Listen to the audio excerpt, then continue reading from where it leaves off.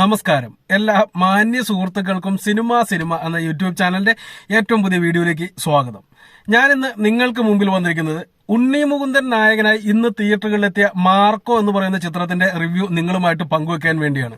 Cinema കണ്ട് just വീട്ടിലേക്ക് എത്തി ഉടൻ തന്നെ ചെയ്യുന്ന റിവ്യൂ ആണ്. വേറെ ഒരു മനുഷ്യന്റെയും റിവ്യൂ ഇതുവരെ കണ്ടിട്ടില്ല.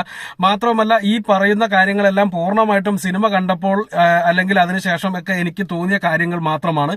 ഇത് ചിലപ്പോൾ തെറ്റാതിരിക്കാം. എന്ത് തന്നെയാലും എന്റെ മാത്രം അഭിപ്രായം ഞാൻ നിങ്ങളുമായിട്ട് പങ്കുവെക്കുകയാണ്.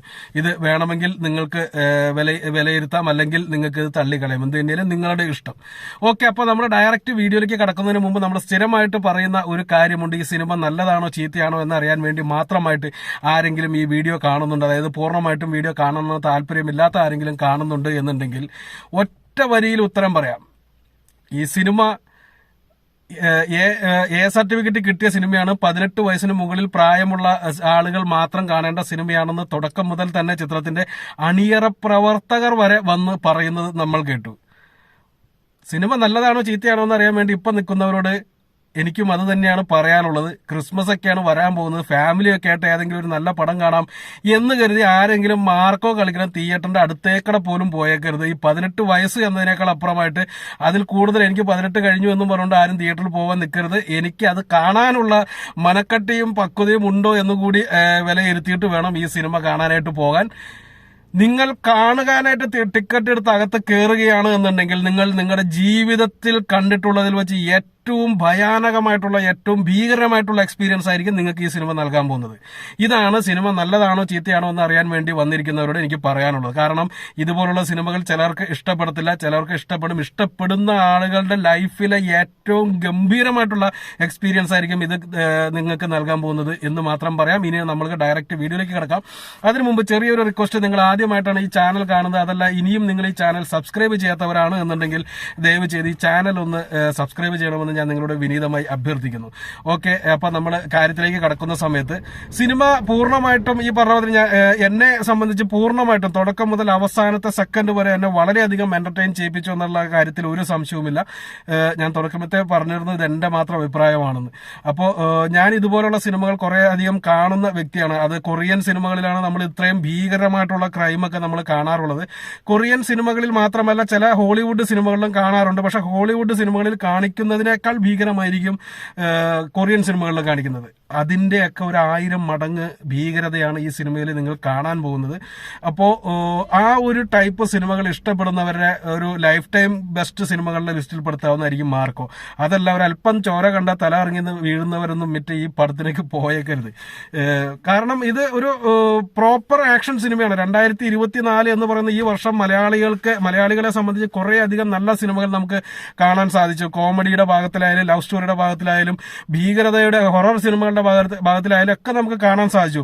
പക്ഷെ ഒരു പ്രോപ്പർ ആക്ഷൻ സിനിമ എന്ന് പറഞ്ഞുകൊണ്ട് ഇവിടെ ഒന്നും ഉണ്ടായിരുന്നില്ല. ആവേശം മാത്രമാണ് ആ ഒരു ലിസ്റ്റിൽ പറയാൻ പറ്റിയിരുന്നത്. പക്ഷെ അതൊക്കെ ഒരു ആക്ഷൻ സിനിമയാണോ? ഇനി ഏതൊരു മലയാളിയും ചോദിക്കും, ഒരു ആക്ഷൻ സിനിമ ഇതാണോ നിങ്ങൾ കണ്ട ആക്ഷൻ? നിങ്ങൾ പോയി മാർക്കോ കാണുന്നു പറയും. കാരണം അത്ര ഭീകരമായിട്ടുള്ള ആക്ഷൻ രംഗങ്ങൾ.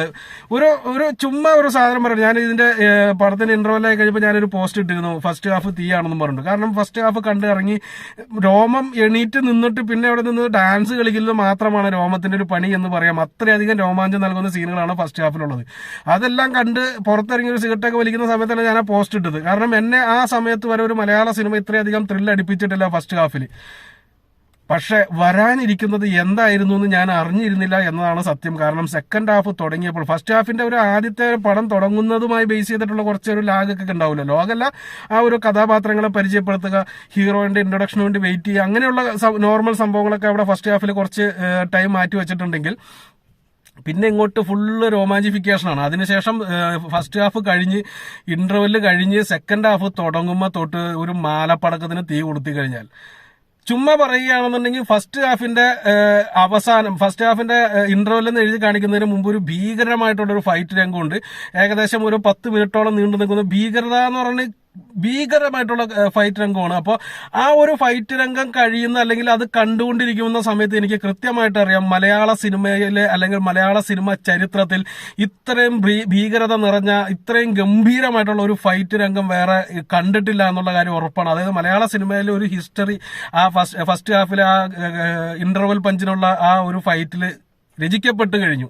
ഇനി ഇതിനേക്കാൾ മുകളിലേക്ക് മലയാള സിനിമയിൽ ഒന്നും ചെയ്യാനില്ല എന്ന് കാണുന്നിടത്ത് ഇന്ത്യൻ സിനിമയിലെയും ലോക സിനിമയിലെയും അത്ഭുതപ്പെടുത്താൻ പോകുന്ന ക്രൈം രംഗങ്ങളായിരുന്നു സെക്കൻഡ് ഹാഫ് കാത്തിരിക്കുന്നത് എന്നുള്ളത് സത്യത്തിൽ അറിഞ്ഞില്ല. അതുകൊണ്ട് തന്നെ ഫസ്റ്റ് ഹാഫ് എന്നതിനേക്കാൾ അപ്പുറമായിട്ട് അതിന്റെ ഒരു 10 മടങ്ങ് അല്ലെങ്കിൽ 20 മടങ്ങ് നിങ്ങൾക്ക് പ്രതീക്ഷിച്ചുകൊണ്ട് തന്നെ ഇന്റർവെല്ലിന് ശേഷം തിയേറ്ററുകളിലേക്ക് കയറാം. അത്രയധികം ഗ്യാരണ്ടി നമുക്ക് ഈ സിനിമയ്ക്ക് പറയാൻ പറ്റും. പിന്നെ വേറൊരു കാര്യം കൂടി, നമ്മൾ ഇതുപോലുള്ള ക്രൈം സിനിമകൾ എത്രയധികം ഇഷ്ടപ്പെടുന്നു എന്ന് പറഞ്ഞ വ്യക്തിയാണ് എന്നുണ്ടെങ്കിലും നമുക്ക് പോലും അപ്പോൾ ഈ പറഞ്ഞ മാതിരി കൊറിയൻ സിനിമകളിലൊക്കെ ചില ക്രൈം രംഗങ്ങളൊക്കെ കാണുമ്പോൾ നമുക്ക് തലകിറങ്ങി പോകുന്ന ചില സംഭവങ്ങളൊക്കെ ഉണ്ട്. അപ്പോൾ അതിന്റെയൊക്കെ പീക്ക് ലെവലില് അത് പറയാൻ പറ്റത്തില്ല. നമുക്ക് അതൊരു ഇതായത് കൊണ്ട് നമുക്ക് അങ്ങനെ അത് പറയുന്നത് ശരിയല്ലാത്തതുകൊണ്ട് ആ രംഗങ്ങളെ പറ്റി പറയുന്നില്ല. പക്ഷെ അതിൽ കാണിച്ച ക്ലൈമാക്സ് ഫൈറ്റിന് തൊട്ട് മുമ്പായിട്ട് ക്ലൈമാക്സ് ലീഡിലേക്ക് നയിക്കുന്ന ആ ഒരു സംഭവത്തിന് കാണിച്ച ഒരു 1-2 രംഗങ്ങൾ എന്റെ പൊന്നു മോനെ, ഇത് ചിന്തിക്കുമ്പോൾ തലവേദന എടുക്കുമെന്ന് പറയില്ലേ, ചിന്തിക്കുമ്പോൾ അതേ രീതിയിലുള്ള ഒരു 1-2 സാധനങ്ങൾ കാണിക്കുന്നുണ്ട്. ഇവർ അത് കാണുന്ന സമയത്ത് എനിക്ക് പെട്ടെന്ന് മനസ്സിൽ വന്ന സാധനം എന്താണെന്ന് വെച്ചിട്ടുണ്ടെങ്കിൽ ഈ സിനിമയുടെ 8 മിനിറ്റ് 20 സെക്കൻഡ് കട്ട് ചെയ്ത് കാട്ടിക്കളയേണ്ടി വന്നു സെൻസർ ബോർഡിന്റെ നിർബന്ധം പ്രകാരം എന്ന് പറയുമ്പോൾ എന്തായിരിക്കും. അപ്പൊ ഇതൊക്കെ അവര് സെൻസർ ബോർഡ് അംഗീകരിച്ചു എന്നുണ്ടെങ്കിൽ എന്തായിരുന്നിരിക്കും ആ 8 മിനിറ്റ് 20 സെക്കൻഡിൽ ഉണ്ടായിരുന്നത് എന്നുകൂടി ഒന്ന് ആലോചിച്ച് നോക്കുമ്പോഴാണ് തല കിറങ്ങി പോകുന്നത്. കാരണം അത് പറയണമെന്നിങ്ങനെ, കാരണം ഞാനിപ്പോ അത് വന്നു കഴിഞ്ഞപ്പോൾ എന്റെ ഭാര്യ എന്നോട് ചോദിച്ചു പടം എങ്ങനെയുണ്ടെന്ന് ചോദിച്ചു. ഞാൻ പറഞ്ഞത് ഈ പറഞ്ഞ ക്ലൈമാക്സിന് മുമ്പുള്ള ലീഡിലുള്ള 2 രംഗങ്ങൾ പറഞ്ഞു. അവൾ ഇനി ഒന്നും പറയണ്ടെന്നും പറഞ്ഞുകൊണ്ട് അവൾ അങ്ങോട്ട് കയറി പോവുക ചെയ്തത്. കാരണം അത്ര നമുക്ക് ചിന്തിക്കാവുന്നതിന്റെ ഭീകരതയുടെ ഏറ്റവും പീക്ക്. സാധാരണ നമ്മൾ മറ്റേ വില്ലന്മാരൊക്കെ വില്ലത്തരം കാണിക്കുക എന്ന് പറയുന്നത് കുറച്ച് ഡയലോഗ് അടിയിലല്ലേ. ഇത് ഡയലോഗ് അടിയല്ല മോനെ, ഡയലോഗേ ഇല്ല, അടി തന്നെയാണ് അടി. അതുപോലെ തന്നെ ഈ കഥാപാത്രം ഇപ്പൊ നമ്മൾ സിനിമയുടെ ആക്ഷൻ രംഗങ്ങളെ പറ്റിയൊക്കെയാണ് പറയുന്നുണ്ടെങ്കിൽ നമ്മൾ സിനിമയുടെ പോസിറ്റീവ് സൈഡുകൾ പറയുമ്പോൾ മേക്കിംഗ് ഗംഭീരം. ഇദ്ദേഹത്തിന്റെ പല സിനിമകളും കണ്ടിട്ടുണ്ട്, പലതും സ്റ്റൈലിഷിന് കുറച്ച് പ്രാധാന്യം കൊടുക്കുമ്പോൾ കഥ വിട്ടുപോകുന്നതാണ് നമ്മൾ സാധാരണയായിട്ട് കാണാറ്. ഇത് എല്ലാം കൊണ്ടും ബെറ്റർ ആയിട്ട് തന്നെ വന്നിട്ടുണ്ട്. അദ്ദേഹത്തിന്റെ കരിയറിലെ ഏറ്റവും മികച്ച മേക്കിംഗ് ഈ സിനിമയിലാണെന്ന് തന്നെ നമുക്ക് അവകാശപ്പെടാൻ സാധിക്കും. അത്രയും ഗംഭീരം. പിന്നെ അറിയാലോ, ഉണ്ണിമുകുന്ദൻ ഒരു ശരാശരി ആക്ടറാണ്. ആ ശരാശരി ആക്ടർക്ക് പറ്റുന്ന ഏറ്റവും ഗംഭീരമായിട്ടുള്ള ഒരു കഥാപാത്രമാണ് ഈ സിനിമ. കാരണം ഇതിനകത്ത് മുഖത്ത് വലിയ ഭാവമാറ്റങ്ങളൊന്നും വരുത്തേണ്ട കാര്യമില്ല. 5 ഡയലോഗുകൾ അടിക്കുക, അതുപോലെ തന്നെ മറ്റേ BGM ഇട്ട് സ്ലോ മോഷനിൽ നടക്കുക, അങ്ങനെയുള്ള കാര്യങ്ങളൊക്കെയാണ് ഉണ്ണിമുകുന്ദന് അഭിനയിക്കാനുള്ള സംഭവങ്ങൾ. അതെല്ലാം ഗംഭീരമായിട്ട് ചെയ്തിട്ടുണ്ട്. ചില ഷോട്ടുകളൊക്കെ കാണുന്ന സമയത്ത് നമുക്ക് തന്നെ രോമാഞ്ചം ഉണ്ടാക്കുന്ന രീതിയിലുള്ള ചില ഷോട്ടുകളൊക്കെ ഉണ്ണിമുകുന്ദന്റെ ഇതിനകത്ത് വരുന്നുണ്ട്, സീനുകളിൽ വരുന്നുണ്ട്. പിന്നെ ആക്ഷൻ അടി എന്നൊക്കെ പറഞ്ഞു കഴിഞ്ഞാൽ എന്റെ പൊന്നളിയ ഉണ്ണിമുകുന്ദന്റെ അഴിഞ്ഞാട്ടം എന്നൊക്കെ പറയില്ലേ, ആ രീതിയിലുള്ള സാധനമാണ് ആക്ഷൻ രംഗങ്ങളിൽ പുള്ളി കാഴ്ചവെച്ചിരിക്കുന്നത്. മാത്രമല്ല പക്ക പെർഫെക്റ്റ് വില്ലൻ. ക്ലൈമാക്സിലേക്ക് എത്തുന്ന സമയത്താണ് യഥാർത്ഥ വില്ലനെ കാണിക്കുന്നത്. ആ നിമിഷത്ത് വരുന്ന വില്ലൻ ഈ പറഞ്ഞ മാതിരി തന്നെ മലയാള സിനിമയിലെ എന്ന് തന്നെ നമുക്ക് പറയാം ഗംഭീരമായിട്ടുള്ള വില്ലൻ വേഷങ്ങളിൽ ഒന്നായിട്ട് തന്നെ അദ്ദേഹത്തിന് ഉൾപ്പെടുത്താം. അതുപോലെ തന്നെ കഥാപാത്രങ്ങൾ പറയുന്ന സമയത്ത് സിദ്ദിഖ് കലക്കൻ വേഷമാണ് ചെയ്തിരിക്കുന്നത്. 1-1.5 ഐറ്റം സിദ്ദിഖ് ചെയ്തിട്ടുണ്ട്. ജഗദീഷിന്റെ വേഷത്തെ പറ്റി പറയാതെ ഈ സിനിമയെ പറ്റി ഒന്നും തന്നെ പറയാൻ പറ്റത്തില്ല. ജഗദീഷ് തന്നെ ഈ സിനിമയെ കുറിച്ച് ആദ്യത്തെ ഒരു പുള്ളിയുടെ കഥാപാത്രത്തെ കുറിച്ച് ആദ്യത്തെ ഒരു സംഭവം പുള്ളി പുറത്തുവിട്ട് വേറെ ഒരു സിനിമയുടെ ഇന്റർവ്യൂവിന്റെ സമയത്ത് അത് നിങ്ങൾ കേട്ടിട്ടുണ്ടാവും. ഈ സിനിമയിൽ എന്നെ കൊണ്ട് എന്തൊക്കെ ചെയ്യിപ്പിക്കുന്നുണ്ടെന്ന് എനിക്ക് തന്നെ പറയാൻ ഭയമാകുന്നു എന്ന് പുള്ളി പറഞ്ഞ ആ സംഭവമൊക്കെ ജഗദീഷിന്റെ ഇൻട്രഡക്ഷനിൽ തന്നെ കാണിക്കുന്ന ഒരു ഐറ്റം ഉണ്ട്. അതൊക്കെ വേറെ ലെവല്. അതുപോലെ അതുമായി ബേസ് ചെയ്തിട്ട് ഉണ്ണിമുകുന്ദന്റെ ഒരു ഡയലോഗ് വരുന്നുണ്ട് ഇന്റർവെല്ലിന് തൊട്ട് മുമ്പായിട്ട്. അതും ആ ഒരു സമയത്ത് കാണിക്കുന്ന ആക്ഷനൊക്കെ ഒരു എന്താ പറയാ, ഒരു 20 പ്രാവശ്യമെങ്കിലും ആളുകൾ കൈയടിച്ചിട്ടുണ്ട് ഇതിനകത്ത് ഓരോ രംഗങ്ങൾ കണ്ടിട്ട്. പക്ഷെ ഈ 20 പ്രാവശ്യം കൈയടിച്ചതും ക്ലൈമാക്സ് തുടങ്ങുന്നതിന് മുമ്പ് വരെയാണ്. ക്ലൈമാക്സ് ലീഡിലേക്ക് വരുന്ന ഫൈറ്റൊക്കെ വരുന്നതോടുകൂടി ആളുകൾ സൈലന്റ് ആയി പോവാണ്. കാരണം പിന്നീട് സത്യത്തില് എനിക്ക് പടം കഴിഞ്ഞ് ഇറങ്ങുമ്പോൾ എന്റെ മനസ്സ് അല്ലെങ്കിൽ എനിക്ക് തലവേദന എടുക്കുമായിരുന്നു. കാരണം അത്ര ഭീകരമായിട്ടുള്ള ക്രൈം രംഗങ്ങൾ അവിടെ കണ്ടിട്ട് ആ ഒരു ഫീല് തന്നെയായിരിക്കും പടം കണ്ടിട്ട് എല്ലാവർക്കും ഉണ്ടാവുക എന്നുള്ളൊരു കാര്യത്തിൽ ഒരു സംശയവുമില്ല. അപ്പോൾ അതുകൊണ്ട് തന്നെയായിരിക്കണം തിയേറ്റർ സൈലന്റ് ആയി പോയതും. ആ ഒരു ആ ഒരു ഫീൽ പറഞ്ഞറിയിക്കാൻ പറ്റത്തില്ല.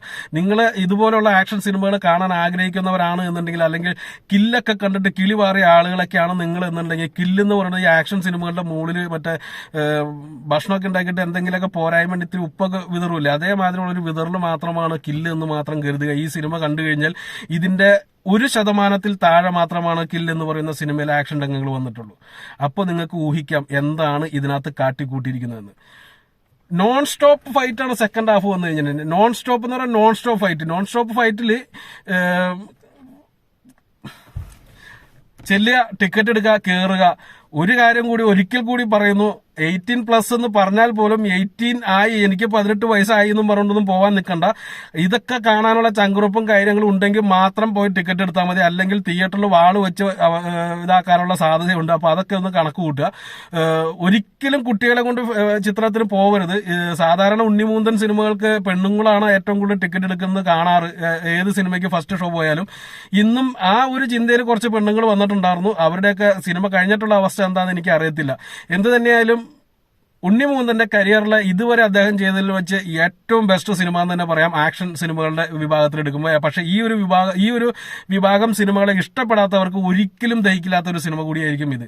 എന്നെ സംബന്ധിച്ച് മലയാള സിനിമയിൽ ഒരു ഹിസ്റ്ററി എഴുതപ്പെട്ടിരിക്കുന്നു ഈ ഒരു സിനിമയിലൂടെ എന്ന് തന്നെയാണ് ഞാൻ വിശ്വസിക്കുന്നത്. ഒരു ഗംഭീര ഹിറ്റായിട്ട് ഈ സിനിമ മാറും എന്നുള്ള കാര്യത്തിലും ഒരു സംശയവും വേണ്ട. ഓക്കെ, അപ്പോൾ അടുത്തൊരു വീഡിയോ ആയിട്ട് വീണ്ടും കാണാം. അതുവരെ നന്ദി, നമസ്കാരം.